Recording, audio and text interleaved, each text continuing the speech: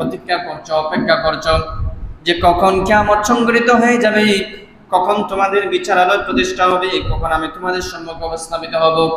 আল্লাহ রাব্বুল আলামিন বলছেন তোমরা কিয়ামতের অপেক্ষা করছো। হ্যাঁ, আল্লাহ বলছেন আনতাতিয়াহুম বাগতা, কিয়ামত তোমাদের সম্মুখে হঠাৎ চলে আসবে, তার পূর্বে কোনো নির্ধারিত সময়সীমা নাই, হঠাৎ তোমাদের সম্মুখে চলে আসবে।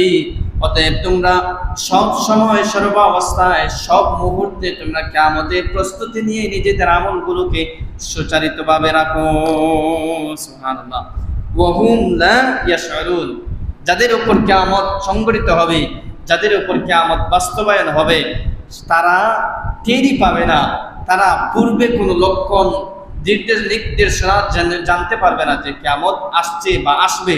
হঠাৎ করে তাদের সম্মুখে কিয়ামত চলে আসবে।